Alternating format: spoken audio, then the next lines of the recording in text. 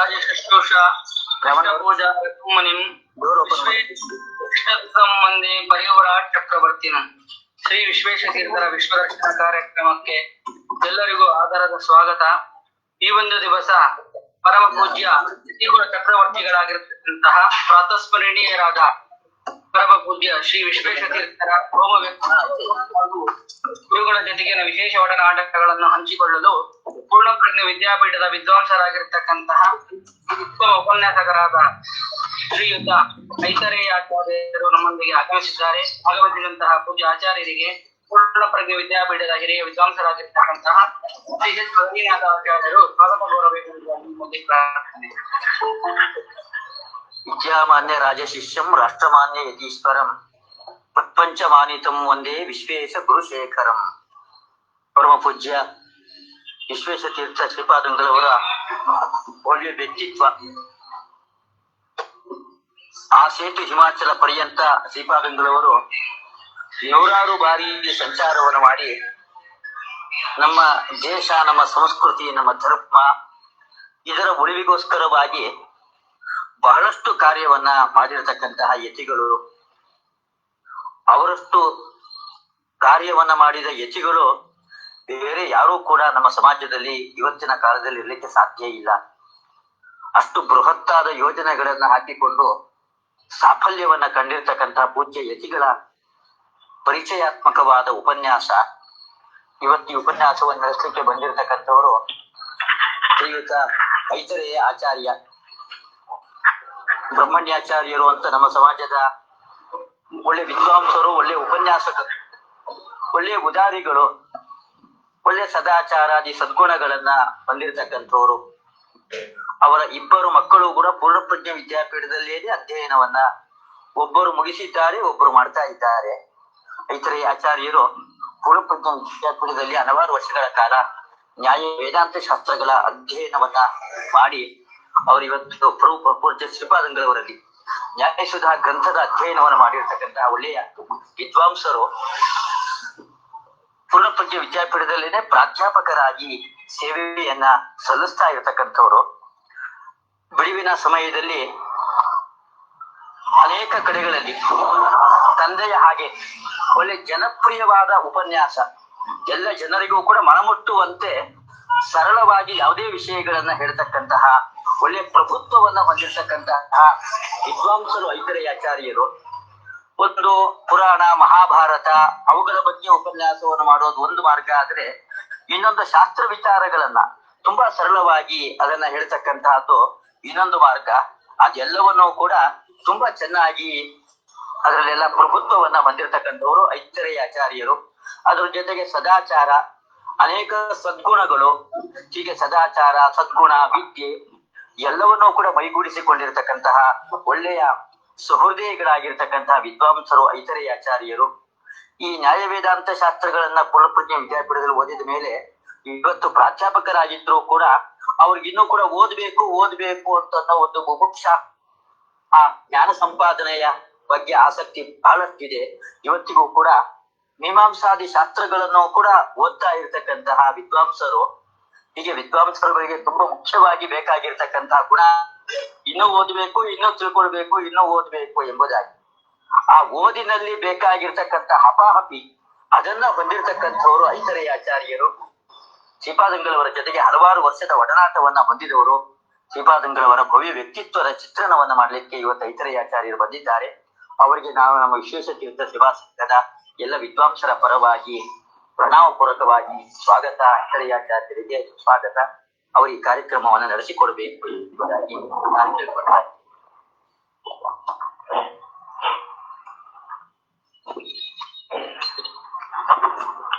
ಕೃಷ್ಣಾಯ ವಾಸುದೇವಾಯ ಹರಯೇ ಪರಮಾತ್ಮನೆ ಪ್ರಣತ ಕ್ಲೇಶನಾಶಾಯ ಗೋವಿಂದಾಯ ನಮೋ ನಮಃ.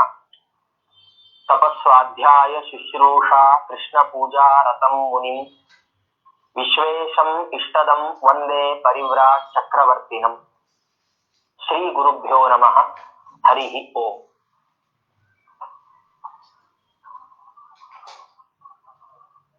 ಪರಮ ಪೂಜ್ಯ ಶ್ರೀಪಾದರ ವ್ಯಕ್ತಿ ತತ್ವವನ್ನ ಪರಿಚಯಿಸಬೇಕು ಅಂತ ಆಚಾರ್ಯರು ಅಪ್ಪಣೆ ಮಾಡಿದಾಗ ಒಂದು ಕ್ಷಣ ಮನಸ್ಸಲ್ಲಿ ಬಹಳ ಭಯ ಆಯ್ತು. ಯಾಕೆಂದ್ರೆ ಗುರುಗಳ ಬಗ್ಗೆ ಹೇಳುವಷ್ಟು ಸಾಮರ್ಥ್ಯ ಇಲ್ಲ ಒಂದು. ಎರಡನೇದ್ದು, ಅಷ್ಟು ವಿಷಯಗಳನ್ನ ನಿರೂಪಣೆ ಮಾಡೋದು ಖಂಡಿತವಾಗಿ ಸಾಧ್ಯ ಆಗುವಂತಹ ಕೆಲಸ ಅಲ್ಲ. ಆದ್ರೆ ಕೊನೆಗೆ ಮಾತಾಡುವ ಚಪಲ, ಎಲ್ರು ಗುರುಗಳ ಬಗ್ಗೆ ಮಾತಾಡ್ತಿದ್ದಾರೆ, ನಾವು ಒಂದು ಗಾಳಿ ಬಂದಾಗ ತೂರ್ಕೊ ಅಂತಾರಲ್ಲ, ಆಚಾರ ಅಪ್ಪಣೆ ಮಾಡಿದ್ದಾರೆ, ಒಂದು ಮಾತಾಡ್ಬಿಡಬಹುದು ಅಂತ ಹೇಳಿ ಒಂದು ಚಪಲದಿಂದ ಕಾಳಿದಾಸ ಅಂದಂತೆ ರಾಂಶು ಲಭ್ಯೆ ಫಲೇ ಲೋಭ ದುರ್ಬಾಹುರಿವ ವಾಮನಃ ಅಂತ. ಮರದಲ್ಲಿ ಮೇಲೆ ಒಳ್ಳೆ ಸಿಹಿಯಾದ ಮಾವಿನ ಹಣ್ಣು ಬಿಟ್ಟಿದೆ, ಆದ್ರೆ ಅದು ತುಂಬಾ ಎತ್ತರದಲ್ಲಿದೆ. ಅದನ್ನ ತಲುಪಬೇಕಾದ್ರೆ ಎತ್ತರದ ವ್ಯಕ್ತಿಗಳಾಗ್ಬೇಕು. ಆದರೆ ಅದನ್ನ ತಿನ್ನುವ ಲೋಭ ಕುಳ್ಳನಿಗೆ. ಹಾಗಾಗಿ ಲೋಭದಿಂದ ಎಲ್ಲ ಶಕ್ತಿಯನ್ನು ಹಾಕಿ ತುದಿಗಾಲ ನಿಂತು ಕೈ ಮೇಲೆ ಚಾಚಿ ಹಣ್ಣಿಗೆ ಪ್ರಯತ್ನ ಪಡುವಂತೆ ಶ್ರೀಪಾದರ ವ್ಯಕ್ತಿತ್ವ, ಅದು ಬಹಳ ದೊಡ್ಡ ವ್ಯಕ್ತಿತ್ವ. ಅದರ ಬಗ್ಗೆ ಈಗಾಗಲೇ ಬಹಳ ಮಂದಿ ದೊಡ್ಡ ದೊಡ್ಡವರು ಮಾತಾಡಿ ಆಗಿದೆ. ಆದರೂ ಮಾತಾಡಬೇಕು ಅನ್ನುವ ಲೋಭದಿಂದ, ಚಾಪಲ್ಯದಿಂದ ಗುರುಗಳ ಬಗ್ಗೆ ಒಂದು 4 ಮಾತುಗಳನ್ನ ನಾನು ಆಡ್ಲಿಕ್ಕೆ ಇಷ್ಟಪಡ್ತೇನೆ. ಗುರುಗಳ ವ್ಯಕ್ತಿತ್ವ ಎಷ್ಟು ದೊಡ್ಡದು ಅಂದ್ರೆ ಮತ್ಯಾವ ದೊಡ್ಡ ಉದಾಹರಣೆಗಳನ್ನ ಹೇಳಬೇಕಿಲ್ಲ. ಈ ಕಾರ್ಯಕ್ರಮ ನಡೀಲಿಕ್ಕೆ ಪ್ರಾರಂಭವಾಗಿ 1 ವರ್ಷ ಕಳೆದು ಹೋಗಿದೆ. 1 ವರ್ಷ ಆದರೂ ಕೂಡ ಇನ್ನೂ ಇವತ್ತಿನವರೆಗೆ ಮಾತನಾಡುವ ಪ್ರತಿಯೊಬ್ಬರು ಗುರುಗಳ ಬಗ್ಗೆ ಹೊಸ ಹೊಸ ವಿಷಯಗಳನ್ನು ಹೇಳ್ತಾರೆ. ಗುರುಗಳಲ್ಲಿ ಹೆಚ್ಚು ಹೆಚ್ಚು ಭಕ್ತಿ ಬರುವಂತಹ ವಿಷಯಗಳನ್ನ ಹೇಳ್ತಾರೆ. ಅಂದ್ರೆ ಅದು ಗುರುಗಳ ವ್ಯಕ್ತಿತ್ವ, ಅದಕ್ಕೆ ಹಿಡಿದ ಕನ್ನಡಿ ಅದು. ಅದು ಎಷ್ಟು ದೊಡ್ಡ ವ್ಯಕ್ತಿತ್ವ ಗುರುಗಳದ್ದು ಅಂತ.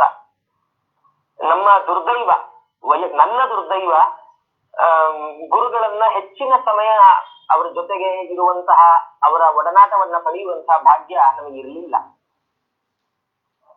ನಾನು ವಿದ್ಯಾಪೀಠಕ್ಕೆ ಸೇರಿದ್ದು 2004-05ನೇ ಶೈಕ್ಷಣಿಕ ವರ್ಷದಲ್ಲಿ.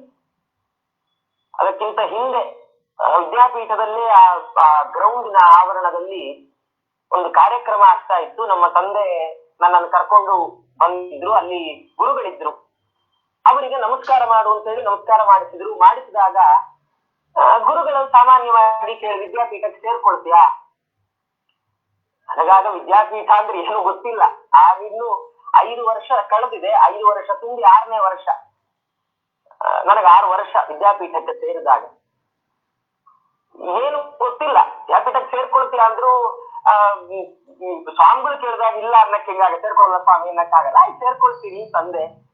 ಯಾವ ದೇವರು ಬಾಯಲ್ಲಿ ಹಾಗೆ ನುಡಿಸಿದ ಗೊತ್ತಿಲ್ಲ. ವಿದ್ಯಾಪೀಠಕ್ಕೆ ಸೇರಿಕೊಳ್ಳುವಂತಹ ದೊಡ್ಡ ಸುಯೋಗವನ್ನ ಅವತ್ತು ಪಡೆದುಕೊಂಡೆ. ಅದು ನನ್ನ ಜೀವನದಲ್ಲಿ ಬಹಳ ದೊಡ್ಡ ಘಟನೆ. ಇವು ಯಾವುದು ಬೇರೆ ದೊಡ್ಡ ಘಟನೆಗಳಿಲ್ಲ. ದೊಡ್ಡ ಘಟನೆ ಯಾವುದು ಅಂದ್ರೆ ಪೇಜಾವರ ಶ್ರೀಗಳ ಅನುಗ್ರಹಕ್ಕೆ ಪಾತ್ರ ಆಗ್ಲಿಕ್ಕೆ ದೊಡ್ಡ ಮೆಟ್ಟಿಲು ಅಂದ್ರೆ ವಿದ್ಯಾಪೀಠಕ್ಕೆ ಸೇರಿಕೊಂಡಿದ್ದು. ಸೇರ್ಕೊಂಡ ಮೇಲೂ ಸ್ವಾಮಿಗಳು ಅಂದ್ರೆ ನಮ್ಗೆ ಸ್ವಲ್ಪ ಅಂತರವೇ. ಯಾಕಂದ್ರೆ ಬೇರೆ ಸ್ವಾಮಿಗಳನ್ನೆಲ್ಲ ಕಂಡಾಗ, ಬೇರೆ ಎಲ್ಲ ಹಿರಿಯರನ್ನ ಕಂಡಾಗ ಸಾಮಾನ್ಯವಾಗಿ ಅವರ ಹತ್ರ ಹೋಗ್ಲಿಕ್ಕೆ ಭಯ ಆಗುತ್ತೆ. ಅದು ಸಾಮಾನ್ಯವ. ಹಾಗಾಗಿ ಸ್ವಾಮಿಗಳ ಒಡನಾಟ ಅಷ್ಟಾಗಿ ಚಿಕ್ಕ ವಯಸ್ಸಿನಲ್ಲಿ, ಚಿಕ್ಕ ತರಗತಿಗಳಲ್ಲಿ ನಮ್ಗೆ ಆಗ್ಲಿಲ್ಲ. ಆದ್ರೆ ಸ್ವಾಮಿಗಳು ಮಾತ್ರ ಪ್ರತಿ ಬಾರಿ ಬಂದಾಗ್ಲೂ ಮಕ್ಕಳು, ನಾವ್ ಯಾರಾದ್ರೂ ಚಿಕ್ಕ ಚಿಕ್ಕ ಮಕ್ಕಳು 1ನೇ ಕ್ಲಾಸ್ನವ್ರು 2ನೇ ಕ್ಲಾಸ್ನವ್ರು ಎದುರುಗಡೆ ಕಂಡ್ರೆ ಅವರೇ ಕರೆದು ಕಲಸಕ್ಕರೆ ಕೊಡ್ತಿದ್ರು. ಇಲ್ಲಿ ತನಕವು ಜೀವನದಲ್ಲಿ ನಾನು ಎಷ್ಟು ಕಲಸಕ್ಕರೆ ತಿನ್ನೋ ಎಲ್ಲರೂ ಸ್ವಾಮಿಗಳು ಕೊಟ್ಟ ಕಲಸಕ್ಕರೆ. ಮನೆಯಲ್ಲಿ ಕಲಸಕ್ಕರೆ ಇಲ್ಲ, ಬರೀ ಸಕ್ಕರೆ. ಇವು ಕಲಸಕ್ಕರೆ ತಿನ್ನುವ ಯೋಗವೇ ಇಲ್ಲ. ಸ್ವಾಮಿಗಳೇ ಕರೆದಾಗ ಮಂತ್ರಾಕ್ಷರ ಜೊತೆ ಕೊಟ್ಟ ಕಲಸಕ್ಕರೆ ಎಷ್ಟು ಅಷ್ಟೇ ತಿಂದದ್ದು ಕಲಸಕ್ಕರೆಗಳು. ಅವರು ಪ್ರತಿ ಸರ್ತಿ ವಿದ್ಯಾರ್ಥಿ ನಿಲಯದ ಮುಂದೆ ಆ ಕಾರಲ್ಲಿ ಕುತ್ಕೊಂಡು ಹೋಗುವಾಗ್ಲೂ ನಾವೆಲ್ಲ ಹೊರಗೆ ನಿಂತ್ಕೊಳ್ಳೋದು. ಅದೇನೋ ಖುಷಿ. ಸ್ವಾಮಿಗಳು ಹೋಗ್ತಾರೆ ಅನ್ನೋದಕ್ಕಿಂತ ಆ ಕಾರು ಬರ್ರಂತ ಹೋಗೋದನ್ನ, ಆ ದೀಪ ಹಾಕೊಂಡು, ಸೈರನ್ ದೀಪ ಹಾಕೊಂಡು ಹೋಗೋದನ್ನ ನೋಡ್ಲಿಕ್ಕೆ ಬಹಳ ಸಂತೋಷ. ನಾವೆಲ್ಲ ನಿಂತ್ಕೊಳ್ತೀವಿ. ಹಾಗೆ ನಿಂತಾಗ ಸ್ವಾಮಿಗಳು ಅವರು ಕಿಟಕಿ ಮೇಲೆ ಏರಿಸಿದವರು ಕಿಟಕಿಯನ್ನ ಕೆಳಗಿಳಿಸಿ ನಮ್ಗೆಲ್ಲ ಹೀಗೆ ಕೈ ಮಾಡಿ ಟಾಟಾ ಮಾಡಿ ಹೋಗ್ತಾ ಇದ್ರು. ಅವ್ರಿಗೆ ಅದೊಂದು ಆನಂದ. ಹಾಗೆ ಸ್ವಾಮಿಗಳನ್ನ ನೋಡ್ತಾ ನೋಡ್ತಾ ನೋಡ್ತಾ ಬೆಳೆದವರು ನಾವು. ಹಾಗೆ ನಡೀತು. ಸಾಮಾನ್ಯ ಒಂದು 6-7ನೇ ಕ್ಲಾಸಿಗೆ ಬರುವ ಹೊತ್ತಿಗೆ ಸ್ವಾಮಿಗಳ ಪರೀಕ್ಷೆ. ಗುರುಗಳು ಪ್ರತಿ ವರ್ಷದ ಕೊನೆಯಲ್ಲಿ ಎಲ್ಲ ವಿದ್ಯಾರ್ಥಿಗಳ ಗೌರವ ಪರೀಕ್ಷೆ ಮಾಡುವಂತದ್ದು ರೂಢಿ. ಹಾಗೆ ಪರೀಕ್ಷೆ ಮಾಡುವಾಗ ನಮ್ಮ ಅದೃಷ್ಟಕ್ಕೆ ನಾವು 7ನೇ ತರಗತಿಯ ಮೇಲೆ ವಿದ್ಯಾಪೀಠದಲ್ಲಿ ಪರೀಕ್ಷೆನೇ ಕೊಡ್ಲಿಲ್ಲ.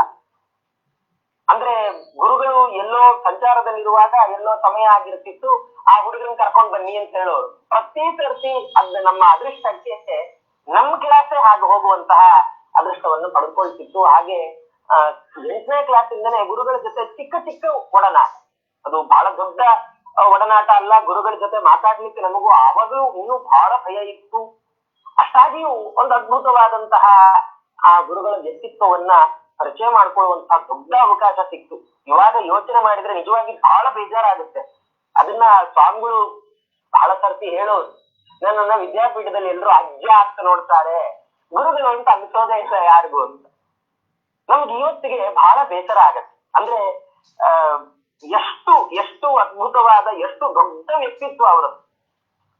ಅಷ್ಟು ದೊಡ್ಡ ವ್ಯಕ್ತಿತ್ವ, ಅಷ್ಟು ದೊಡ್ಡ ವ್ಯಕ್ತಿಗಳು ನಮಗೆ ಸಿಕ್ಕಾಗ ನಾವು ಅದನ್ನ ಎಷ್ಟು ಉಪಯೋಗಿಸಿಕೊಳ್ಳಬಹುದು ಅಷ್ಟು ಉಪಯೋಗಿಸಿಕೊಳ್ಳೇ ಇಲ್ಲ. ಅವರಿಂದ ಏನೇನ್ ಪಡೆದುಕೊಳ್ಬಹುದೋ ಅದನ್ನ ಅಷ್ಟನ್ನು ಪಡೆದುಕೊಳ್ಳಿಕ್ಕೆ ಆಗಲಿಲ್ಲ.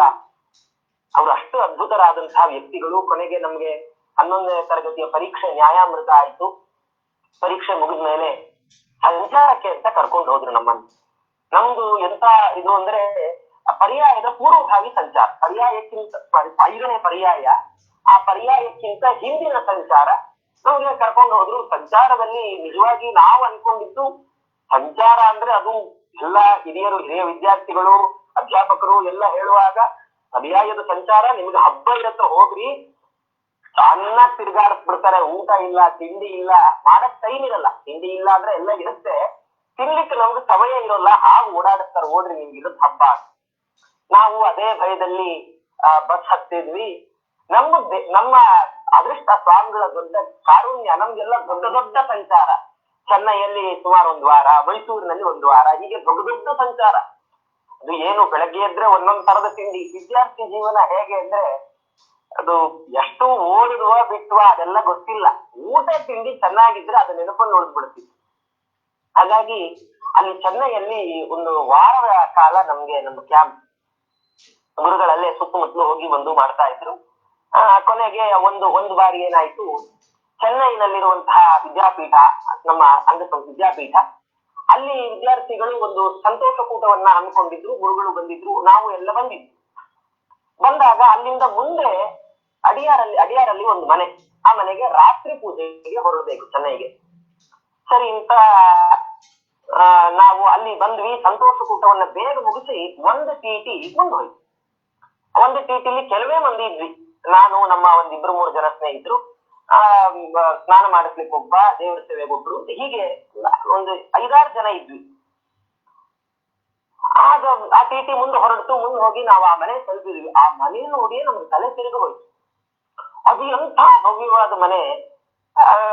ಎಷ್ಟು ಅಂದ್ರೆ ನಮ್ಗೆ ಹೊರಗೆ ಬಂದ್ಬಿಟ್ವಿ ನಾವು ಮನೆಯಿಂದ. ಏನೋ ಮಾತಾಡ್ಕೊಂಡು ಹುಡುಗರು ಹೊರಗೆ ಬಂದ್ಬಿಟ್ವಿ. ಬಾಗಿಲು ಹಾಕೊಂಡ್ ಬಿಡ್ತು. ನಮ್ಗೆ ಆ ಬಾಗಿಲನ್ನ ಹೊರಗಿಂದ ತೆಗಿಯಕ್ ಗೊತ್ತಾಗ್ಲಿಲ್ಲ. ಅಷ್ಟು ಅದ್ಭುತವಾದ ಮನೆ ಇತ್ತು. ಸರಿ, ಒಳಗ್ ಹೋದ್ವಿ. ಒಳಗ್ ಹೋದ್ರೆ ಅಲ್ಲಿ ಅಡಿಗೆ ವ್ಯವಸ್ಥೆ ಸ್ವಲ್ಪ ಕಮ್ಮಿ. ಅಡಿಗೆ ಮಾಡ್ಲಿಕ್ಕೆ ಸ್ಥಳದ ಅಭಾವದಿಂದಾಗಿ ಆ ಮನೆ ಯಜಮಾನರು 10 ಜನಕ್ಕೆ ಅಡಿಗೆ ಮಾಡ್ತಿದ್ರು. ಅವ್ರು ಫೋನ್ ಮಾಡಿ ಸ್ವಾಮಿಗಳಿಗೆ ಹೇಳಿದ್ರು, ಸ್ವಾಮಿ 10 ಜನಕ್ಕೆ ಮಾತ್ರ ಅಡಿಗೆ ಮಾಡ್ತಿದ್ದೇವೆ, ಹಾಗಾಗಿ ನಿಮ್ಮ ಎಲ್ಲ ಸಿಬ್ಬಂದಿಗಳು ಬಂದ್ರೆ ನಮಗ್ ತೊಂದರೆ ಆಗತ್ತೆ. ಗುರುಗಳು ಒಂದು ಮಾತಾಡ್ಲಿಲ್ಲ. ಅವರ ಕಾರ್ಯದರ್ಶಿಗಳಾಗಿ ಇದ್ದಂತ ವಿಷ್ಣುಮೂರ್ತಿ ಆಚಾರ್ಯರು ವಾಪಸ್ ಕಳಿಸಿದ್ರು, ವಿಷ್ಣು ಅಣ್ಣನು ವಾಪಸ್ ಕಳಿಸ್ಬಿಟ್ರು. ಸ್ವಾಮಿಗಳು ಇಬ್ಬರೇ ಬಂದ್ರು. ನಾವೆಲ್ಲ ಹುಡುಗರಿದ್ವಿ. ದೇವ್ರ ಸೇವೆಗೆ ಕೆಲವರು ದೇವ್ರ ಸೇವೆ ಮಾಡಿದ್ರು, ಒಬ್ರು ಸ್ನಾನ ಮಾಡ್ತಿದ್ರು, ಎಲ್ಲ ಆಯ್ತು. ಆ ಮನೆಯಲ್ಲಿ ಆ ಯಜಮಾನರು ಬೇಕಾದಷ್ಟು ಕೊಟ್ಬಿಟ್ರು ಹುಡುಗರಿಗೆ.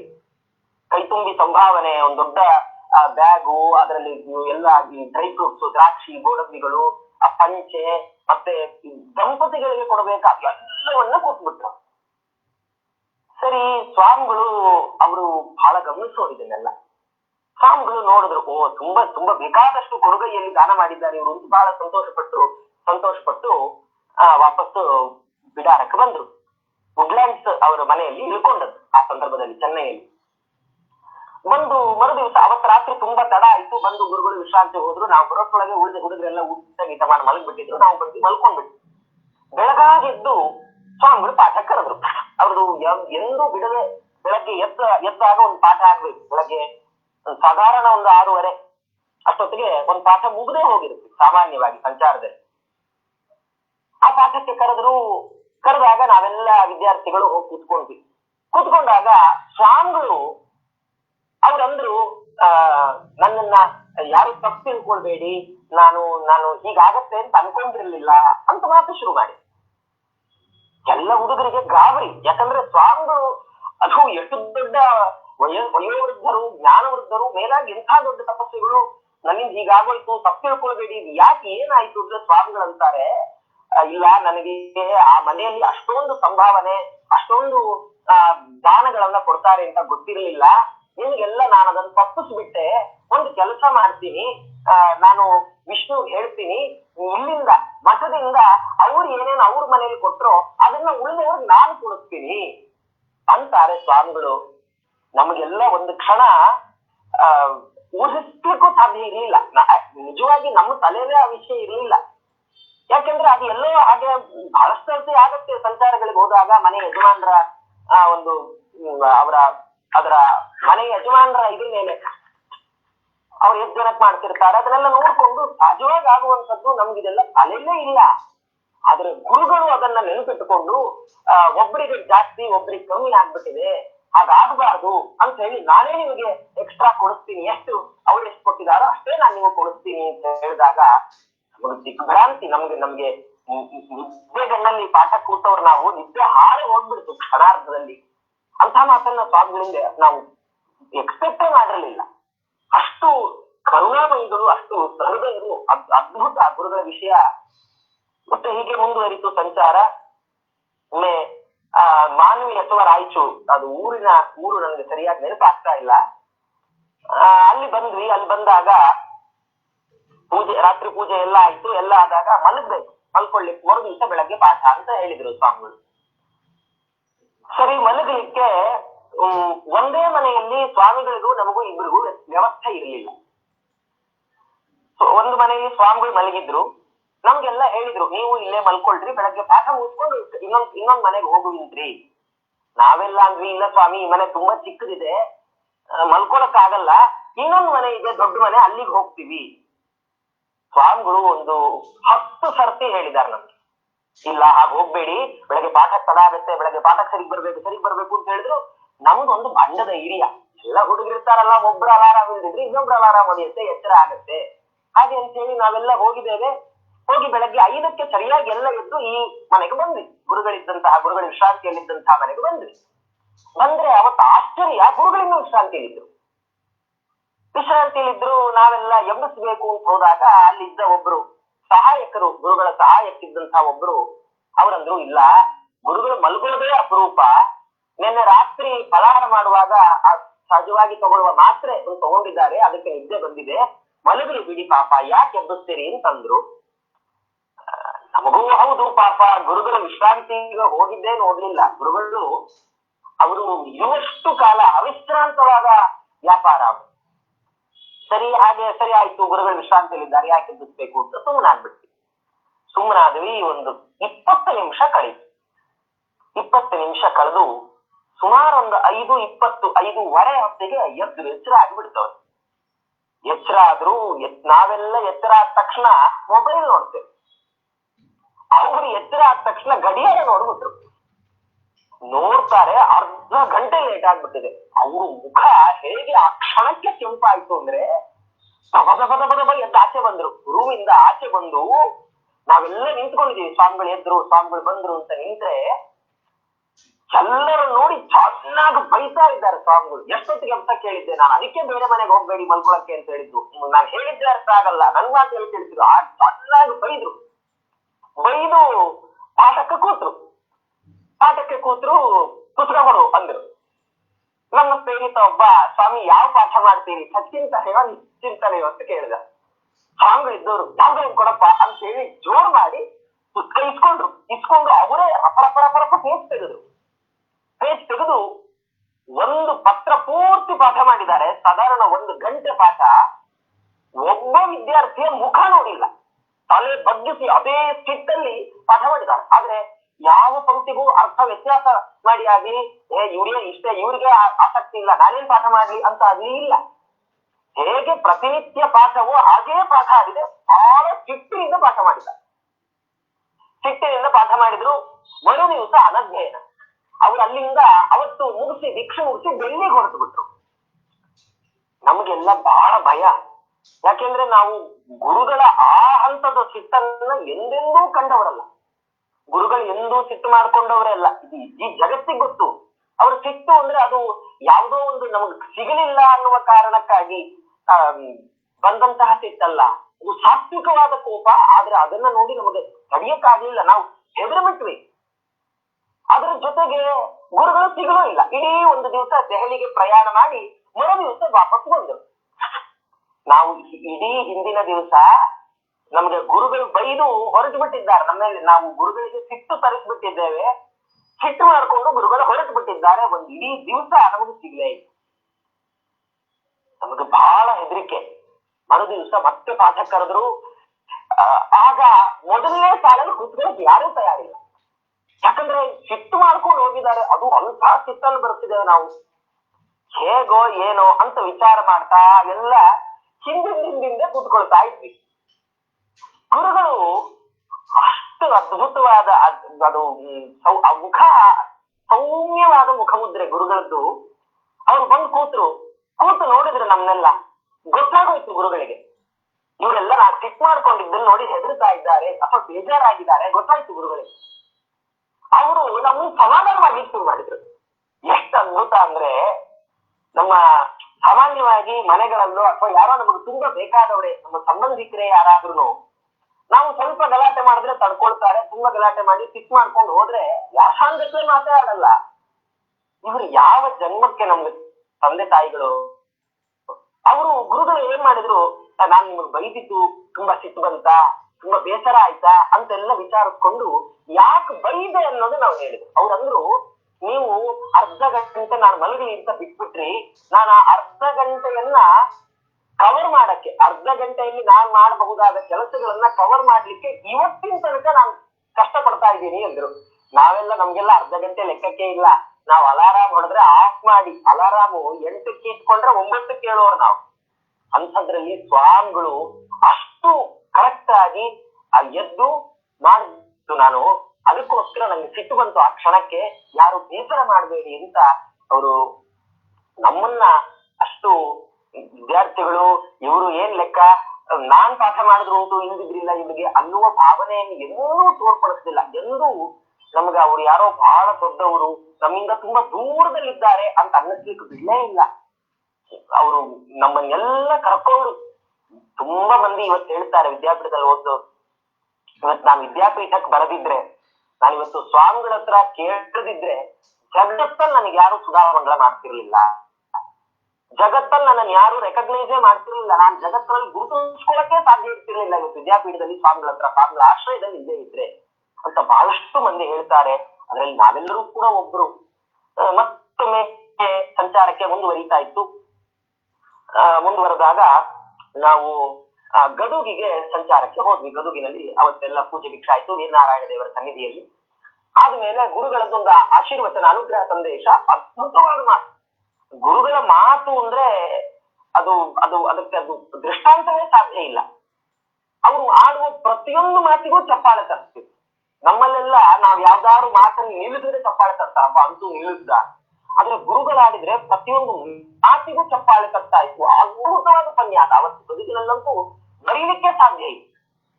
ಅಷ್ಟದ್ಭುತವಾದ ಉಪನ್ಯಾಸ ಮಾಡಿದ್ರು ಗುರುಗಳು. ಅವತ್ತಿಗೆ ಗುರುಗಳ ಜೊತೆಗೆ ಡ್ಯೂಟಿಗೆ, ಗುರುಗಳ ಜೊತೆಗೆ ಹೋಗ್ಲಿಕ್ಕೆ ನನಗೆ ಅವಕಾಶ ಇತ್ತು. ನಾನು ಕೂತ್ಕೊಂಡೆ. ಹೋಗಿ ಗುರುಗಳ ಕೂತ್ ಮೇಲೆ ಕಾರಿನಲ್ಲಿ ಗುರುಗಳ ಪಕ್ಕದ ಸೀಟಲ್ಲಿ ಅವತ್ತು ಅವಕಾಶ ಇತ್ತು, ಕೂತಿದ್ದೆ. ಕೂತಾಗ ನಮಗೆ ಒಂದು ಚಪಲ, ಹೇಗಾದ್ರೂ ಮಾಡಿ ಗುರುಗಳನ್ನು ಮಾತಿಗೆಳಿಬೇಕು ಒಂದು. ಎರಡನೇದು, ಗುರುಗಳ ಹತ್ರ ಏನಾದ್ರು ಟಿಪ್ಸ್ ತಗೊಳ್ಬೇಕು, ಉಪನ್ಯಾಸದ ಟಿಪ್ಸ್ಗಳೇನಾದ್ರು ತಗೊಳ್ಬೇಕು ಅಂತೇಳಿ ಸಹಜವಾಗಿ ಅನ್ನೋ ತರ ಪ್ರಶ್ನೆ ಮಾಡಿದೆ. ಅಲ್ಲ ಸ್ವಾಮಿ, ಎಷ್ಟು ಅದ್ಭುತವಾಗಿ ಮಾತಾಡ್ತೀರಿ ನೀವು, ಹೆಂಗೆ ಇಷ್ಟು ಚೆನ್ನಾಗಿ ಮಾತಾಡ್ತೀರಿ ಅಂತ. ನಾನೇನೋ ದೊಡ್ಡ ಒಂದು ನೀವೇನಾರು ಹೇಳಿ ನಾನು ಕೇಳ್ತೀನಿ ಅನ್ನೋ ತರ ಹೆಂಗ್ ಇಷ್ಟು ಅದ್ಭುತವಾಗಿ ಮಾತಾಡ್ತೀರಿ ನೀವು ಅಂದ್ರೆ, ಗುರುಗಳು ಎಂಥ ಅದ್ಭುತವಾದ ಉತ್ತರ, ಒಳ್ಳೆ ಉತ್ತರ ಕೊಟ್ರು ಅಂದ್ರೆ, ಅವು ಏನು ಹೇಳಲಿಲ್ಲ. ಎಷ್ಟ್ ಚೆನ್ನಾಗ್ ಮಾತಾಡ್ತೀರಿ ಸ್ವಾಮಿ ನೀವು, ಹೆಂಗಿದೆಲ್ಲ ಅಂತ, ಹೆಂಗ್ ಮಾತಾಡ್ತೀರಿ ಸ್ವಾಮಿ ಅಂತ ಕೇಳಿದ್ರೆ ಗುರುಗಳಂದ್ರು, ನಾನು 70 ವರ್ಷದಿಂದ ಇದನ್ನ ಮಾಡ್ತಾ ಇದ್ದೀನಿ ಅಂದ್ಬಿಟ್ಟು.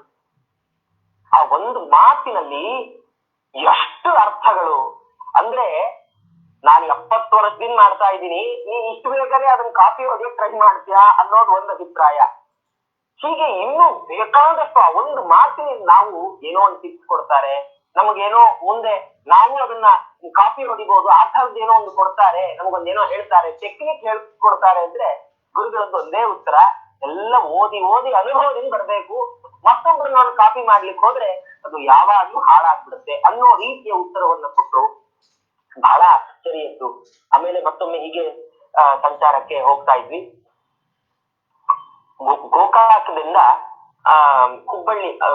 ಹುಬ್ಬಳ್ಳಿಯ ಏರ್ಪೋರ್ಟಿಗೆ ಹೋಗ್ಬೇಕಿತ್ತು. ಸಾಮಾನ್ಯವಾಗಿ ಗುರುಗಳು ಏರ್ಪೋರ್ಟಿಗೆ ಹೋಗುವಾಗ ಜೊತೆಯಲ್ಲಿ ಸಾಮಾನ್ಯವಾಗಿ ಡ್ಯೂಟಿಯಲ್ಲಿ 3 ಮಂದಿ 4 ಮಂದಿ ಶಿಷ್ಯರಿದ್ರು. ಏರ್ಪೋರ್ಟಿಗೆ ಹೋಗುವಾಗ ಗುರುಗಳು ಜೊತೆಯಲ್ಲಿ ಒಬ್ಬ ವಿದ್ಯಾರ್ಥಿ ಇರ್ತಾನಷ್ಟೆ. ಹಾಗೆ ಹುಬ್ಬಳ್ಳಿ ಏರ್ಪೋರ್ಟಿಗೆ ಹೋಗುವಾಗ ಆ ಒಬ್ಬ ವಿದ್ಯಾರ್ಥಿ ನಾನು. ಏನಾಯ್ತು, ಅವತ್ತು ಗುರುಗಳು ಬಹಳ ಒಳ್ಳೆಯ ಒಂದು ಇದ್ರಲ್ಲಿದ್ರು, ಚೆನ್ನಾಗಿ ಮಾತಾಡ್ತಾ ಇದ್ದಾರೆ, ಅವರೇ ಮಾತಾಡ್ತಾ ಇದ್ದಾರೆ. ಆದ್ರೆ ನಮ್ಮ ಹಣೆ ಬಾರ, ನಾವು ನಿದ್ರಾದೇವಿಯ ಸುಪುತ್ರರು, ಬಹಳ ಜೋರ್ಸಿದ್ದೆ. ಅದು ಮಂತ್ರಾಕ್ಷತೆ ಬುಟ್ಟಿಯನ್ನ ತೊಡೆ ಮೇಲೆ ಇಟ್ಕೊಂಡಿದ್ದಾರೆ. ಗುರುಗಳ ಮಂತ್ರಾಕ್ಷತೆ ಬುಟ್ಟಿಯನ್ನ ನಾನು ತೊಡೆ ಮೇಲೆ ಇಟ್ಕೊಂಡು ಗುರುಗಳ ಪಕ್ಕದ ಸೀಟಲ್ಲಿ ಕೂತಿದ್ದೇನೆ. ಗುರುಗಳು ನನ್ನನ್ನ ಕರೆದು ಮಾತಾಡ್ತಾ ಇದ್ದಾರೆ. ಅವ್ನಿಗೆ ಗೊತ್ತಾ, ಇವತ್ತು ಹಿಂಗಾಯ್ತು, ಅವತ್ತು ಹಂಗಾಯ್ತು ಅಂತ ಏನ್ ಮಾತಾಡ್ತಾ ಇದ್ದಾರೆ. ನನಗೆ ಜೋರು ನಿದ್ದೆ ಬರ್ತಾ ಇದ್ದೆ. ನಾನು ಹೀಗೆ ತೂಕಡಿಸ್ತಾ ಇದ್ದೀನಿ. ಒಮ್ಮೆ ಹೀಗೆ ತೂಕಡಿಸುವಾಗ ಏನಾಗ್ಬಿಟ್ಟು, ಗುರುಗಳು ಹೀಗೆ ಮುಟ್ಟಿದ್ರು, ನಾ ತೂಕಡಿಸ್ತಾ ಇದ್ದೆ. ಗುರುಗಳು ಮುಟ್ಟಿದ್ರು ಮಾತಾಡ್ಲಿಕ್ಕೆ ಅಂತ ಗಾಬರಿ ಹೀಗೆ ಎದ್ದಾಗ ತೊಡೆ ಮೇಲಿದ್ದ ಮಂತ್ರಾಕ್ಷತೆ ಬುಟ್ಟಿ ಕೆಳಗೆ ಬಿದ್ರೆ ಮಂತ್ರಾಕ್ಷತೆ ಎಲ್ಲ ಚೆಲ್ಬಿಟ್ಟಿದೆ. ಕಾರಿನಲ್ಲಿ ಮಂತ್ರಾಕ್ಷತೆ ಚೆಲ್ಬಿಡುತ್ತೆ. ಚೆಲ್ಲಿದ್ರೆ ಗುರುಗಳು ಏನ್ ಮಾಡ್ಬೇಕು, ಬೇರೆಯವರಾಗಿದ್ರೆ ಒಂದು ಮೌನವಾಗಿರ್ತಿದ್ರು, ಇಲ್ಲದಿದ್ರೆ ಬೈತಿದ್ರು, ಮಂತ್ರಾಕ್ಷತೆ ಚೆಲ್ಬಿಟ್ಟ್ಯಾ. ಯಾಕಂದ್ರೆ ಆ ಮಂತ್ರಾಕ್ಷತೆ ಮಹಿಮೆ ಬಹಳಷ್ಟು ಮಂದಿಗೆ ಗೊತ್ತು. ಚೆಲ್ಬಿಟ್ಟ್ಯಾ ಮಂತ್ರಾಕ್ಷತೆ ಅಂತ ಬೈತಿದ್ರು. ಇವ್ರು ಏನ್ ಮಾಡ್ಬೇಕು ಮಹಾನುಭಾವರು, ನಾನು ಕೂತ ಸೀಟಿನ ಕೆಳಗೆ ಅವ್ರ ಬಗ್ಗೆ ಮಂತ್ರಾಕ್ಷತೆ ಬಳಿತಾ ಇದೆ. ಬೇಗ ತೆಗೆದ್ಬಿಡಪ್ಪ ಮಂತ್ರಾಕ್ಷತೆ, ಇಲ್ಲದಿದ್ರೆ ಕಾರ್ ಕೊಳೆ ಆಗ್ಬಿಡುತ್ತೆ ಅಂತ ಗಾಡಿ ಓಡಿಸೋರು ಗಾಡಿ ಬಹಳ ಚೆನ್ನಾಗಿ ಕಾಪಾಡ್ತಾ ಇದ್ರು. ಅವ್ರು ನೋಡಿದ್ರೆ ಬೇಜಾರು ಮಾಡ್ಕೊಳ್ತಾರೆ, ನಿಂಗೆ ಬೈತಾರ ಅವರು, ಬೇಗ ತೆಗೆದ್ಬಿಡು ಅಂತ ಅವರು ತಮ್ಮ ಸೀಟಿನಿಂದ ಬಗ್ಗಿ ಮಂತ್ರಾಕ್ಷತೆ ಎಳ್ಕೊಳ್ತಾ ಇದ್ದಾರೆ. ಅದನ್ನ ನೋಡಿದ್ಮೇಲೆ ಆ ಸೀಟಿನ ಮೇಲೆ ಹಾಗೆ ನಿಂತು ಬಿಡ್ಬೇಕು ಅನ್ನುವಷ್ಟು ಹಾಗೆ ಅನ್ನಿಸ್ತಾ ಇತ್ತು. ಅಷ್ಟಾಗಿ ಅಷ್ಟು ಅದ್ಭುತವಾದ ರೀತಿಯಲ್ಲಿ ಸಾಮಾನ್ಯರಲ್ಲಿ ಸಾಮಾನ್ಯರಾಗ್ಬಿಡೋರು. ಒಮ್ಮೆ ವಿದ್ಯಾಪೀಠದಲ್ಲಿ ಇದ್ದಾಗ ಬಹಳಷ್ಟು ಸರ್ತಿ ಯಾರೋ ಒಬ್ರು ದಂಪತಿಗಳು ಬಂದ್ರು. ಗುರುಗಳ ಕೋಣೆಯಲ್ಲಿ ಸ್ವಾಮಿಗಳು ಅವ್ರ ರೂಮಲ್ಲಿ ಅವರಿದ್ರು. ಸ್ವಾಮಿಗಳ ರೂಮಲ್ಲಿ ಯಾವತ್ತೂ ಸ್ವಾಮಿಗಳು ಒಂಟಿಯಾಗಿದ್ದೇ ಇಲ್ಲ. ಯಾವಾಗ್ಲೂ ಹುಡುಗರು ಇಲ್ಲ ಬಂದವರು ಭೇಟಿ ಬಂದವರು ತುಂಬಿಕೊಂಡೇ ಇರ್ತಿದ್ರು. ಅವತ್ತು ಪರಾರ ಮುಗಿಸಿ ರಾತ್ರಿ ವಿಶ್ರಾಂತಿಗೆ ಬಂದಿದ್ರು. ನಾವೆಲ್ಲ ಅಲ್ಲಿ ಕೂತ್ಕೊಂಡಿದ್ವಿ ಸ್ವಾಮಿಗಳು ತಲೆ ತೀರೋಣ ಅಂತ. ಹಾಗೆ ಕೂತಾಗ ಒಂದು ದಂಪತಿಗಳು ಬಂದ್ರು, ಒಂದು ಕಾರಲ್ಲಿ ಬಂದ್ರು, ಇಳಿದ್ರು. ಬಂದ್ಬಿಟ್ಟು ಅವರು ಸ್ವಾಮಿಗಳ ಹತ್ರ ಬಂದ್ರು. ಅವು ಯಾರೋ ಬಂದಿದ್ದಾರೆ ಗುರುಗಳನ್ನ ಭೇಟಿ ಆಗ್ಲಿಕ್ಕೆ ಅನ್ಕೊಂಡು ನಾವು ಸುಮ್ಮನೆ ಆದ್ವಿ. ಅವ್ರು ಬಂದವ್ರು ಸೀದಾ ಅವ್ರು ಜಾತಕ ಇಟ್ಬಿಟ್ಟು, ಸ್ವಾಮೀಜಿ ನಂದೊಂಚೂರು ಜಾತಕ ನೋಡಿ ಹೇಳಿ ಅಂದ್ರು. ಸ್ವಾಮಿಗಳು ಅವ್ರು ಅಂದ್ರೆ ಬಂದವರಿಗೆ ಇವ್ರು ಯಾವ ಸ್ವಾಮಿಗಳು ಅಂತಾನೂ ಗೊತ್ತಿಲ್ಲ. ಸ್ವಾಮಿಗಳು ಒಂದು ಕ್ಷಣ ಗಲಿಬಿಲಿ ಆಯ್ತು. ಅವ್ರ ತಕ್ಷಣ ಅಂದ್ರು, ನಾನ್ ಜಾತಕ ನೋಡೋ ಸ್ವಾಮಿಗಳಲ್ಲ. ಅವ್ರು ವಾಪಸ್ ದಂಪತಿಗಳು ಏನ್ ಕೇಳ್ಬೇಕು, ಹಾಗಾದ್ರೆ ನೀವ್ ಯಾವ ಸ್ವಾಮಿಗಳು ಅಂತ ಕೇಳಿದ್ರು. ಸ್ವಾಮಿಗಳು ಇಲ್ಲ ನನ್ನ ಬೇಜಾರ್ ಸ್ವಾಮಿಗಳು ಅಂತಾರೆ ಅಂತ ಅಷ್ಟೇ ನಿರ್ವಿಕಾರವಾಗಿ ಹೇಳಿ ಅವ್ರು ಸೀದಾ ಮಂಚದ ಮೇಲೆ ಕೂತ್ರು. ನಾವಿವತ್ತು ಯಾಕೆ ಹೇಳಿದೆ ಅಂದ್ರೆ, ಚಿಕ್ಕದಾಗಿ ಮೀಸೆ ಬೆಳಿಲಿಕ್ಕೆ ಶುರುವಾದಾಗ ಅಥವಾ ಎಲ್ಲೋ ನಮ್ಗೆ 4-6 ಜನ ಬಂದು ನಮ್ಗೆ ಬೆನ್ನು ತಟ್ಟಿದ್ರೆ ನಮ್ ತಲೆಯಲ್ಲಿ ಕೊಂಬು ಬಂದ್ಬಿಡುತ್ತೆ. ಇನ್ಯಾರೋ ಬಂದು ನೀವ್ ಯಾರ ಆಚಾರ್ಯ, ನಿಮ್ ಗುರುತೇ ಸಿಗ್ಲಿಲ್ಲ ಅಂತಂದ್ರೆ ನಮ್ಗೆ ಎಲ್ಲೋ ಒಂದ್ ಕಡೆ ನಮ್ಮ ಈಗೋ ಹರಟ ಆದಂಗ ಆಗತ್ತೆ. ನಾನ್ ಗೊತ್ತಿಲ್ವಾ ಇವ್ರಿಗೆ. ಆದ್ರೆ ಪೇಜಾವರ ಶ್ರೀಪಾದರು ಅವರ 85ನೇ ವಯಸ್ಸಿನಲ್ಲಿ ಕೂಡ ಯಾರೋ ಒಬ್ರು ಬಂದಿಂಗೆ ನೀವ್ ಯಾವ ಸ್ವಾಮಿಗಳು ಅಂದ್ರೆ ಅಷ್ಟೇ ನಿರ್ವಿಕಾರವಾಗಿ ನನ್ನ ಪೇಜಾವರ ಸ್ವಾಮಿಗಳು ಅಂತ ಕರೀತಾರೆ ಅಂತ ಹೇಳಿದ್ರು ಅವರು. ಹೀಗೆಲ್ಲ ಏನೇನು ಎಂತೆಂತ ಅದ್ಭುತವಾದಂತಹ ಘಟನೆಗಳು ನಡೆದಿರುವಂತದ್ದು. ಆಮೇಲೆ ಇನ್ನೊಂದು ತುಂಬಾ ದೊಡ್ಡ ಅವಧಿ ನಮಗೆ ಸಿಕ್ಕಿದ್ದು 2 ವರ್ಷದ ಪರ್ಯಾಯದ ಅವಧಿ.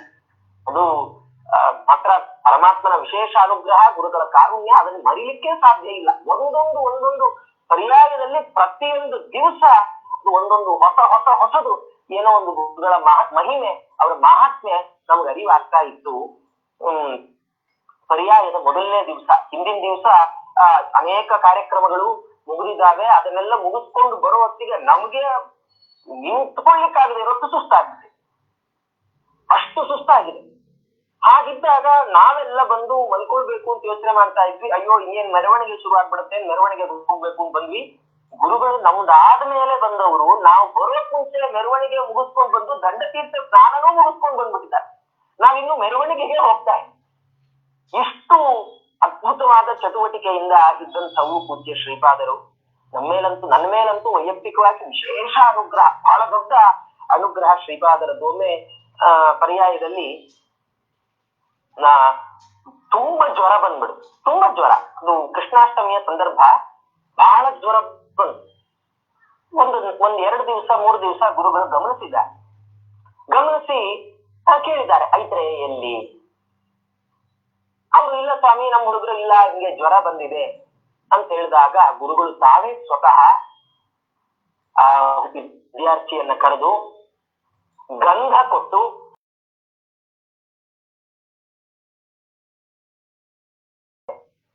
ಇವತ್ತು ಕೇಳಿಯೂ ಅನುಗ್ರಹ ಮಾಡದ ಬೇಕಾದಷ್ಟು ಮಂದಿ ದೊಡ್ಡವರು ಸಲ್ಲಿಸಿಕೊಂಡವರು ನಮ್ಮ ಮುಂದೆ ಕಾಣಿಸುತ್ತಾರೆ. ಅಂಥದ್ರಲ್ಲಿ ಕೇಳದೆ ಏನ್ ಬೇಕು ಅಂತ ಅರಿತುಕೊಂಡು ಅವರು ಕೊಟ್ಟಿದ್ದಾರೆ ಅಂದ್ರೆ ನಿಜವಾಗ್ಲೂ ಹಾಗೆ ಕೊಡುವ ಪರಮಾತ್ಮ ಒಬ್ಬರೇ. ಜೀವನ ಯೋಗ್ಯತೆ ಅನುಸಾರವಾಗಿ ಜೀವ ಏನ್ ಅವನಿಗೆ ಬೇಕೋ ಅದನ್ನ ಪರಮಾತ್ಮನೇ ಸಾಧನೆಗೆ ಸಂಪತ್ತನ್ನು ಒದಗಿಸಿ ಬಿಡ್ತಾನೆ. ಅದು ಬಿಟ್ರೆ ನಾವು ದೇವರನ್ನ ಕಂಡಿಲ್ಲ, ಆದ್ರೆ ನಾವು ಕಂಡಿದ್ ಮಾತ್ರ ಪೂಜ್ಯ ಶ್ರೀಪಾದರನ್ನೇ. ಯಾವ ಸಂದರ್ಭಕ್ಕೆ ಯಾವ ವಿದ್ಯಾರ್ಥಿಗೆ ಏನಿದ್ರೆ ಅನುಕೂಲ ಆಗತ್ತೆ ಅದನ್ನ ಅವ್ರು ಮಾಡಿಕೊಡ್ತೀವಿ. ಅವ್ರು ಹೇಳಿದ್ದಾರೆ, ಅವ್ರು ಕೊಟ್ಟಿದ್ದಾರೆ ಅಂದ್ರೆ ಅದು ಖಂಡಿತ ಆಗೇ ಆಗತ್ತೆ, ಸರಿಯಾದ ನಿರ್ಧಾರ ಆಗಿದೆ ಅಂತ ನಮ್ಗೆ ಯಾವಾಗ್ಲೂ ಅನ್ನಿಸುವಂಥದ್ದು.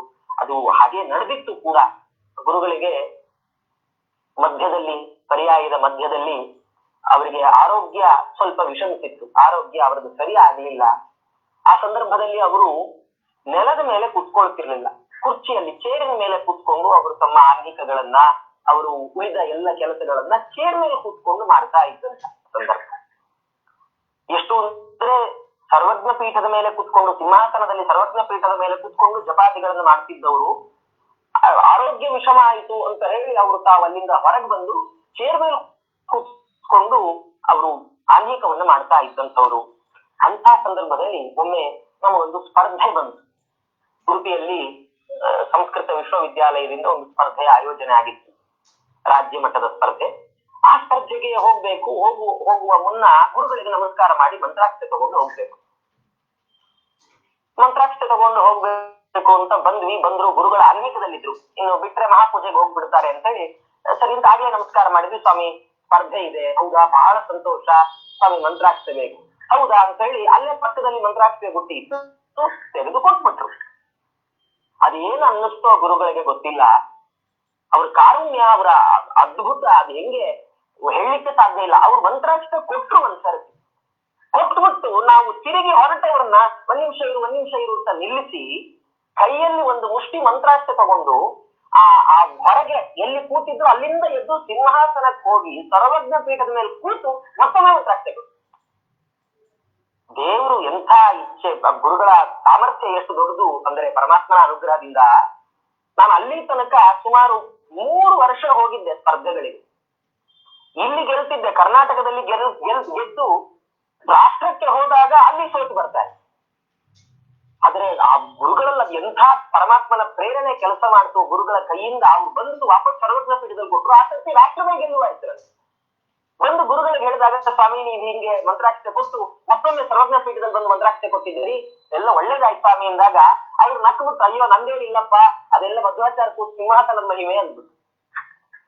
ಹೀಗೆ ಅವರು ಎಲ್ಲೂ ಪ್ರಚಾರಕ್ಕೆ ತುಂಬಾ ಜನ ಬಹಳ ದೊಡ್ಡ ತಪ್ಪು ಕಲ್ಪನೆ ಇದೆ. ಸ್ವಾಮಿಗಳು ಪ್ರಚಾರ ಪ್ರಿಯರು, ಗಿಮಿಕ್ಗೋಸ್ಕರ ಹೇಳಿಕೆಗಳನ್ನು ಕೊಡ್ತಾರೆ. ಆದ್ರೆ ಅವರ ನಿತ್ಯದ ದೈನಂದಿನ ಬದುಕನ್ನು ನೋಡಿದ್ರೆ ಎಂದೂ ಪ್ರಚಾರವನ್ನು ಬಯಸಿದವರಲ್ಲ. ಎಂದೂ ಬೇರೆ ಯಾರಾದ್ರೂ ಬಂದು ನೀವು ಹಿಂಗೊಂದು ಹೊಗಳೋ ಸಮಾರಂಭ ಇಟ್ಟುಕೊಂಡಿದ್ದೇನೆ ಅಂದ್ರೆ ಯಾರೇ ಇವತ್ತಿಗೆಲ್ಲ ಅವರೆಲ್ಲ ಹೊರಗಡೆ ದುಡ್ಡು ಕೊಟ್ಟು ಹಾರ ತುರಾಯಿಗಳನ್ನ ಹಾಕಿಸಿಕೊಳ್ತಾರೆ, ಶಾಲ್ ಹೊದಿಸ್ಕೊಳ್ಳಿ, ಸನ್ಮಾನ ಮಾಡ್ಲಿಕ್ಕೆ ದುಡ್ಡು ಕೊಡ್ತಾರೆ, ನಂಗೆ ಸನ್ಮಾನ ಮಾಡಿ ಇಷ್ಟು ಕೊಡ್ತೇನೆ. ಅಂತದ್ರಲ್ಲಿ ನಮ್ಮ ಕಣ್ಣು ಮುಂದೆ ಬೇಕಾದಷ್ಟು ನಡೆದಿದೆ. ಸುಧಾಮಂಗಲದಲ್ಲಿ ಪ್ರತಿಯೊಬ್ಬರ ಅನುಭವ ಇದು. ಸುಧಾ ಪರೀಕ್ಷೆ ಎಲ್ಲ ಮುಗಿದ ಮೇಲೆ ವಿದ್ಯಾರ್ಥಿಗಳು ಸುಧಾಮಂಗಲದ ಸ್ಟೇಜಿನ ಮೇಲೆ ಗುರುಗಳ ಬಗ್ಗೆ ಒಂದು 5 ನಿಮಿಷ ಮಾತಾಡ್ತೀನಿ ಅಂದ್ರೆ ಮೊದಲು ಗುರುಗಳು ಬೇಡ ಅಂತ. ಪ್ರತಿಯೊಬ್ಬ ವಿದ್ಯಾರ್ಥಿ ಅನುಭವ ಇದು. ನನ್ ಬಗ್ಗೆ ಮಾತಾಡ್ಬೇಡ್ರಿ, ಬೇರೆಯವರಾಗಿದ್ರೆ ಇಷ್ಟು ದೊಡ್ಡ ವಿದ್ಯಾಸಂಸ್ಥೆ ಕಟ್ಟಿ ಪ್ರತಿ ವರ್ಷ 25-30 ಮಂದಿ ಸುಧಾ ವಿದ್ವಾಂಸರನ್ನ ತಯಾರು ಮಾಡಿ ಸಮಾಜಕ್ಕೆ ಕೊಡ್ತಿದ್ದಾರೆ ಅಂತ ಆಗ್ಬಿಟ್ರೆ ಎಷ್ಟು ಅವರಿಗೆ ಪ್ರಚಾರ ಬೇಕು ಅಂತೆಲ್ಲ ಅನ್ನಿಸ್ಬೋದು. ಎಂದೆಂದು ಅವರ ಆ ಪ್ರಚಾರವನ್ನು ಮಾತ್ರ ಬಯಸಿದವರೇ ಅಲ್ಲ, ಎಲ್ಲದರಲ್ಲಿ ಮಗುವಿನಂತೆ ಇದ್ದಂಥವರು. ಹಾಗೆ ಪರ್ಯಾಯದ ಸಂದರ್ಭದಲ್ಲಿ ಇನ್ನೊಂದು ಘಟನೆ, ದ್ವಾದಶಿ ವಿದ್ಯಾಪೀಠದಲ್ಲಿ ಸಭೆಗಳಾಗ್ತಾ ಇತ್ತು. ಅಂದ್ರೆ ದ್ವಾದಶಿ ಪ್ರದೋಷದ ಸಂದರ್ಭದಲ್ಲಿ ಹಗಲು ಪಾಠ ಆಗಿ ಮಧ್ಯಾಹ್ನ ಫಲಹಾರ ಉಪಹಾರ ಆದ್ಮೇಲೆ ಪ್ರಾದೋಷಿಕಿ ಸಭೆ ಅಂತ ವಿದ್ಯಾಪೀಠದಲ್ಲಿದ್ದಾಗ ನಡೀತಾ ಇತ್ತು. ನಾವು ಪರ್ಯಾಯಕ್ಕೆ ಹೋದ್ವಿ. ಪರ್ಯಾಯಕ್ಕೆ ಹೋದಾಗ ನಾವೆಲ್ಲ ಕೆಲವು ಮಂದಿ ವಿದ್ಯಾರ್ಥಿಗಳಿದ್ವಿ. ನಮ್ಗೇನು ಅಂದ್ರೆ ಈ ದ್ವಾದಶಿ ಸಭೆ ಹುಚ್ಚು ಅಂದ್ರೆ ಆ ಚರ್ಚೆ ಸಮಸ್ಯಾ ಪೂರಣೆಗಳು ಅದು ಬಹಳ ಹುಚ್ಚು, ಗಲಾಟೆ ಮಾಡ್ಲಿಕ್ಕೆ ಬಹಳ ಹುಮ್ಮಸ್ಸು. ಸರಿ, ಮತ್ತೆ ಸ್ವಾಮಿಗಳಿದ್ದಾರೆ ಬೇರೆ, ಇನ್ನೂ ಹುಮ್ಮಸ್ಸು ಚೆನ್ನಾಗಿರತ್ತೆ ಅಂತ ಹೇಳಿ ಸ್ವಾಮಿಗಳನ್ನ ಇಟ್ಟುಕೊಂಡು ಸ್ವಾಮಿಗಳ ಉಪಸ್ಥಿತಿಯಲ್ಲಿ ಅವರ ಅಧ್ಯಕ್ಷತೆಯಲ್ಲಿ ದ್ವಾದಶಿ ಪ್ರಾದೋಷಿಕ ಸಭೆ ಮಾಡಬೇಕು ಅಂತ ಯೋಚನೆ ಮಾಡಿದ್ರು. ಆದ್ರೆ ಅದು 2 ರಿಂದ 5 ಗಂಟೆಯವರೆಗೆ. ದ್ವಾದಶಿ ಮಧ್ಯಾಹ್ನದ 2 ರಿಂದ 5 ಗಂಟೆಯ 3 ಗಂಟೆಯ ಅವಧಿ. ಅದನ್ನ ಸ್ವಾಮಿಗಳ ಹತ್ರ ಕೇಳೋದು ಎಷ್ಟು ಸರಿ? ಯಾಕಂದ್ರೆ ಸ್ವಾಮಿಗಳು ಸುಮ್ಮನೆ ಹೇಳ್ತಾ ಇದ್ರು, ವಿದ್ಯಾಪೀಠದಲ್ಲಿ ಪರ್ಯಾಯಕ್ಕೆ ಮುಂಚೆ ಸಿಕ್ಕಾಗ ಇನ್ನೇನಪ್ಪಾ ನಾ ಪರ್ಯಾಯದಲ್ಲಿ ಅಲ್ಲೇ ಇರ್ತೀನಿ, ಎಲ್ಲ ಸಿಗ್ತೀನಿ, ಚೆನ್ನಾಗಿ ಮಾತಾಡೋಣ ಅಂತ ಹೇಳ್ತಾ ಇದ್ರು. ಆದ್ರೆ ಪರ್ಯಾಯದಲ್ಲಿ ಎಂದೂ ಸಿಗ್ತಾ ಇರ್ಲಿ, ಬಹಳ ಬಿಸಿ. ಹಂಗೆ ಹಿಂಜರಿಕೆಯಿಂದಲೇ ಹೋಗಿ ಸ್ವಾಮಿಗಳಿಗೆ ಕೇಳಿದ್ವಿ, ಸ್ವಾಮಿ ಈಗೊಂದು ಸಭೆ ಮಾಡ್ಬೇಕು ಅನ್ಕೊಂಡಿದೀವಿ, ನೀವು ಬಂದ್ರೆ ತುಂಬಾ ಅನುಕೂಲ ಆಗತ್ತೆ, ನೀವು ಬಂದ್ರೆ ಅನುಗ್ರಹ ಆಗತ್ತೆ ಅಂತ ಕೇಳಿದ್ರೆ ಸ್ವಾಮಿಗಳು ಎಷ್ಟೊತ್ತಿಂದ ಅಂದ್ರು. 2 ಗಂಟೆಯಿಂದ. ಎಲ್ಲಿ ತನಕ? 5 ಗಂಟೆ ತನಕ ಅಂತ ಅನ್ಕೊಂಡಿದೀವಿ ಸ್ವಾಮಿ ಅಂತಂದ್ವಿ. ಸ್ವಾಮಿಗಳು ಒಂದು ಮಾತಾಡ್ಲಿಲ್ಲ. ಆ ಕಾರ್ಯಕ್ರಮ ಇದೆ, ಈ ಕಾರ್ಯಕ್ರಮ ಇದೆ, ಅವ್ರನ್ನ ಕೇಳು ಇವ್ರನ್ನ ಕೇಳು, ಇಲ್ಲ ಆಯ್ತು ಬರ್ತೀನಿ. ಸರಿ ಆಯ್ತು, ಗುರುಗಳು ಬಂದು ಕೂತ್ರು. ಮೊದಲನೇ ಸಭೆ ಚೆನ್ನಾಗಾಯ್ತು. ನಮ್ಗೆ ಒಂದು ಸಭೆ ಮಾಡ್ಬೇಕು ಅಂತ ಅನ್ಕೊಂಡಿದ್ವಿ. ಆದ್ರೆ ಗುರುಗಳೇ ಮತ್ತೆ ಆ ಮುಗಿದು ಬಿಳಿಗೆ ಬಂದಾಗ ಈ ಸರ್ತಿ ಸಭೆ ಇದೆ ಅಲ್ವಾ ಅಂತ ಕೇಳಿದ್ರು. ಗುರುಗಳೇ ಸ್ವಯಂ ಕರೆದು. ಹಾಗಾಗಿ ಇನ್ನೊಂದ್ ಸಭೆ ಮಾಡೋಣ ಅಂತ ಅನ್ಕೊಂಡ್ವಿ. ಸರಿ, ಇನ್ನೊಂದ್ ಸಭೆ ಮಾಡ್ಬೇಕು ಅಂತ ಎಲ್ಲ ಆಯ್ತು. ಎಲ್ಲ 2 ಗಂಟೆಗೆ ಬರೋದು ಅಂತ ಅನ್ಕೊಂಡಿದ್ವಿ. ಆದ್ರೆ ಅವತ್ತೇನೋ ಕಾರಣಾಂತರಗಳಿಂದ ಹುಡುಗರು ಬರಲೇ ಇಲ್ಲ. ಗುರುಗಳು 2 ಗಂಟೆಗೆ ಬಂದು ಕೂತು 2:15 ತನಕ ಕಾದು ಹೋಗ್ಬಿಟ್ರು. ಹೋಗುವಾಗ ಗುರುಗಳು ಬಹಳ ಅಸಮಾಧಾನ ಆಯ್ತು.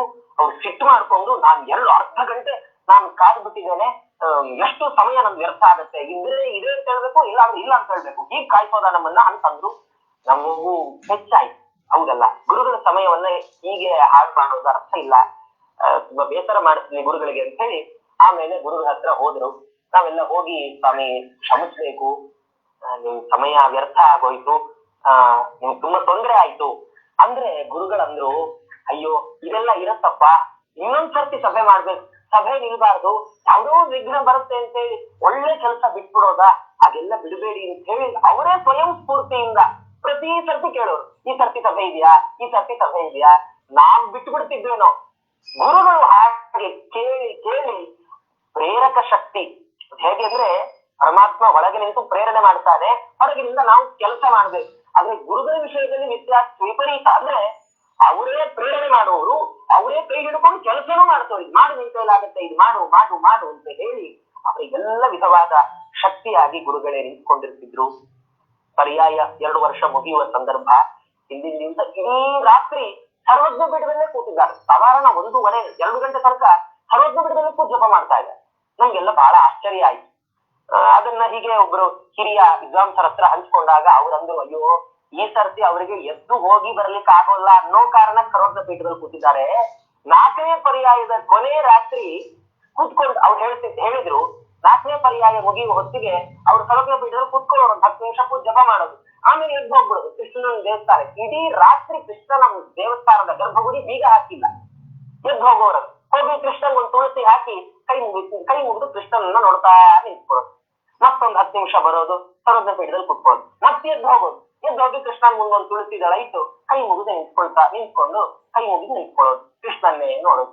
ಹೀಗೆ ಮಾಡಿದಾರ 4ನೇ ಪರ್ಯಾಯದ ಕೊನೆಯಲ್ಲಿ ಅಂತ ಹೇಳಿದ್ರು. ಇಷ್ಟೆಲ್ಲ ಮಾಡಿ ಆದ್ಮೇಲೆ ಪರ್ಯಾಯದ ಮುಗಿದ ಮರು ದಿವಸ ಎಷ್ಟು ಎಲ್ಲವನ್ನ ಕೊಡಗಿಕೊಂಡು ನಂದು ಮುಗೀತು, ನನ್ನ ಕರ್ತವ್ಯ ಇತ್ತು, ನಂದು ಮುಗೀತು ಅಂತ ಎಷ್ಟು ಅದ್ಭುತವಾಗಿ ಹೊರಟ್ಬಿಟ್ರು ಅಂದ್ರೆ ಇವತ್ತಿಗೂ ನಮ್ಗೆ ಉಡುಪಿಗೆ ಹೋದ್ರೆ ಅಂತ ಅಯ್ಯೋ ನಮ್ ಪರ್ಯಾಯದಲ್ಲಿ ಎಷ್ಟರಾಗಿತ್ತು, ಎಲ್ಲ ಕಡೆ ನಾವು ಓಡಾಡ್ಬೋದಿತ್ತು, ಈಗ ಓಡಾಡಕ್ಕೆ ಆಗಲ್ಲ.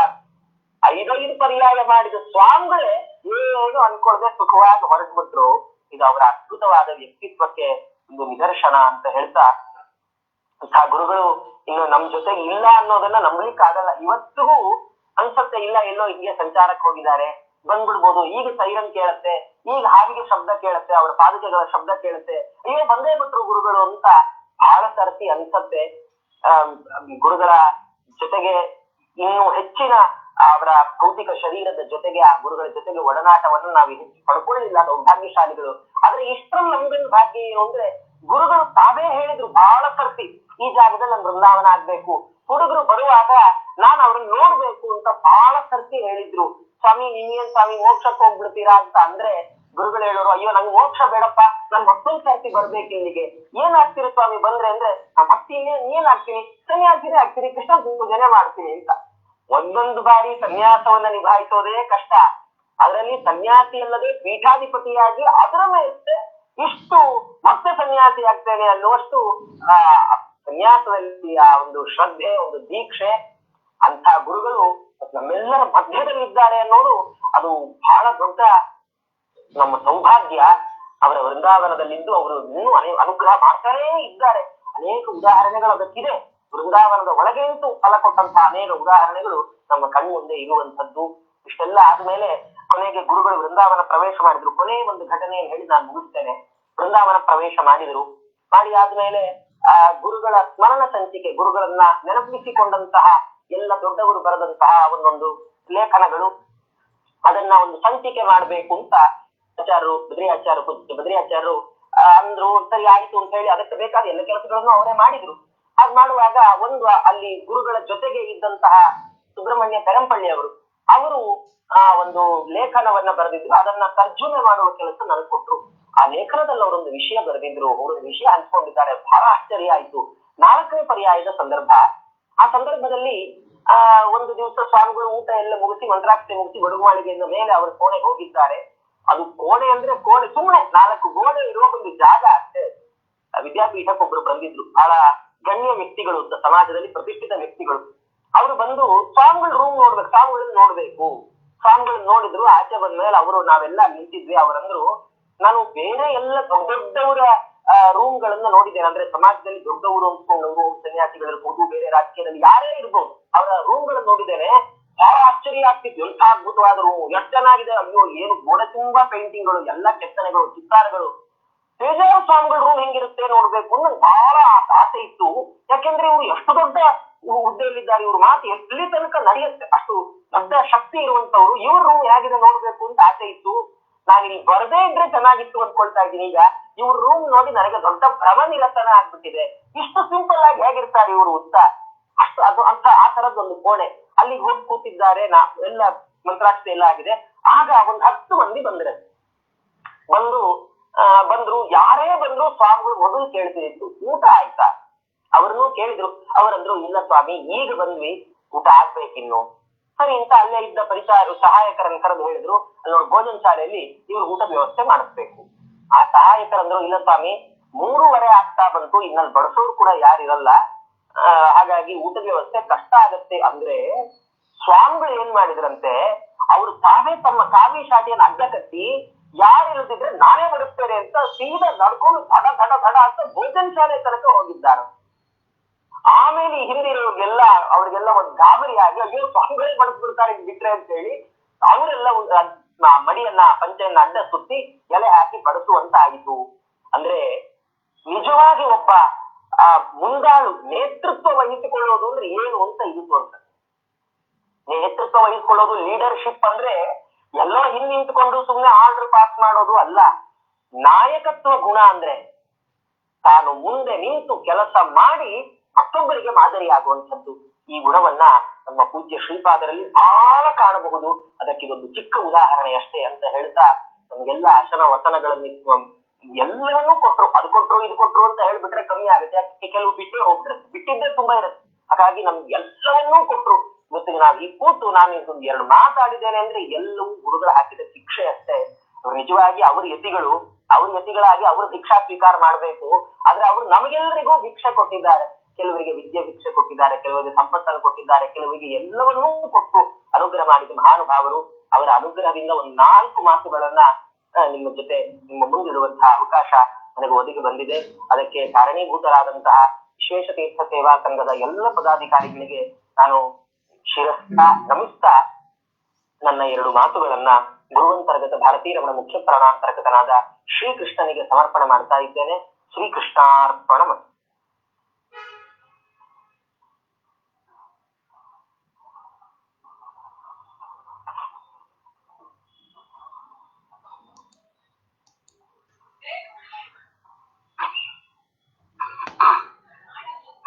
ಇಷ್ಟು ಹೊತ್ತು ಕಾಲ ಉತ್ತಮ ಉಪನ್ಯಾಸಕರಾದಂತಹ ಐದರೇ ಆಚಾರ್ಯರು ಗುರುಗಳ ಭೌಮ ವ್ಯಕ್ತಿತ್ವವನ್ನು ನಮಗೆ ಪರಿಚಯಿಸಿದ್ರು. ನಾವು ಹಿಂದಿನ ಇತಿಹಾಸವನ್ನ ನಾವು ಕೇಳ್ತಾ ಇರ್ತೀವಿ. ಶ್ರೀರಾಮಚಂದ್ರನ ಭೌಮ ವ್ಯಕ್ತಿತ್ವವನ್ನ ನಾವು ಕೇಳುವಾಗ, ಅಲ್ಲಿ ಚಿತ್ರಿಸುವಾಗ ಆ ಶ್ರೀರಾಮಚಂದ್ರನ ಒಂದು ನಾಯಕತ್ವ, ಅವನ ಕರುಣೆ, ಅವನ ಸರಳತೆ ಹೇಗಿತ್ತು ಎಂಬುದಾಗಿ ನಾವೆಲ್ಲ ಆ ಇತಿಹಾಸವನ್ನ ತಿಳಿದಿದ್ದೇವೆ. ಅದೇ ರೀತಿಯಾಗಿ ರಾಮನ ಉಪಾಸಕರಾದಂತಹ, ರಾಮನನ್ನು ನಿರಂತರವಾಗಿ ಅನೇಕ 86 ವರ್ಷಗಳ ಕಾಲ ನಿರಂತರವಾಗಿ ಸೇವೆ ಮಾಡಿದಂತಹ ಆ ಪರಮ ಪೂಜ್ಯ ಶ್ರೀ ಪೇಜಾವರ ಸ್ವಾಮಿಗಳು ಶ್ರೀರಾಮಚಂದ್ರ ದೇವರಲ್ಲಿ ಯಾವ ಯಾವ ಗುಣಗಳಿದ್ವೋ ಪ್ರತಿಯೊಂದು ಗುಣಗಳನ್ನು ಕೂಡ ತಮ್ಮಲ್ಲಿ ತಾವು ಅದನ್ನ ಉಪನ್ಯಾಸದಲ್ಲಿ ಹೇಳೋದು ಮಾತ್ರವಲ್ಲದೆ ತಮ್ಮ ಜೀವನದಲ್ಲಿ ರೂಢಿಸಿಕೊಂಡಿದ್ರು ಎಂಬುದಾಗಿ ಅನೇಕ ವಿಚಾರಗಳನ್ನು, ತಮ್ಮ ಸಂಚಾರದ ಒಂದು ವಿಶೇಷ ಅನುಭವಗಳನ್ನು ಕೂಡ ನಮ್ಮೊಂದಿಗೆ ಇಷ್ಟು ಹೊತ್ತು ಕಾಲ ಹಂಚಿಕೊಂಡಿದ್ದಾರೆ. ಇಷ್ಟು ಹೊತ್ತು ಕಾಲ ಗುರುಗಳ ಭೌಮ ವ್ಯಕ್ತಿತ್ವವನ್ನು ಪರಿಚಯಿಸಿದಂತಹ ಪೂಜ್ಯ ಐದರೇ ಆಚಾರ್ಯರಿಗೆ ಅನಂತ ಪ್ರಣಾಮಗಳನ್ನ ಸಲ್ಲಿಸುತ್ತಾ ಇಂದಿನ ಈ ಪ್ರವಚನ ಮುಕ್ತಾಯವಾಗ್ತಾ ಇದೆ. ನಾಳೆಯ ದಿವಸ ಉಡುಪಿಯ ಪೂರ್ಣಪ್ರಜ್ಞೆ ವಿದ್ಯಾಪೀಠದ ವಿದ್ವಾಂಸರು ಹಾಗೂ ಉಡುಪಿಯ ಸಂಸ್ಕೃತ ಮಹಾಪಾಠ ಶಾಲೆಯ ಪ್ರಾಧ್ಯಾಪಕರಾಗಿರ್ತಕ್ಕಂತಹ ಶ್ರೀಯುತ ಅಜಿತ ಆಚಾರ್ಯರು ನಮ್ಮೊಂದಿಗೆ ಆಗಮಿಸಲಿದ್ದಾರೆ. ನಾಳೆ ಎಲ್ಲರೂ ಕೂಡ ಸರಿಯಾಗಿ 7 ಗಂಟೆಗೆ ಸೇರಬೇಕೆಂಬುದಾಗಿ ತಿಳಿಸುತ್ತಾ ಪೂಜ್ಯ ಆಚಾರ್ಯರಿಗೆ ಮತ್ತೊಮ್ಮೆ ಧನ್ಯವಾದಗಳನ್ನ ಸಮರ್ಪಿಸುತ್ತಾ ಇಂದಿನ ಕಾರ್ಯಕ್ರಮ ಮುಕ್ತಾಯಗೊಳಿಸ್ತಾ ಇದ್ದೇವೆ. ಶ್ರೀಕೃಷ್ಣ ಅರ್ಪಣಮಸ್ತು.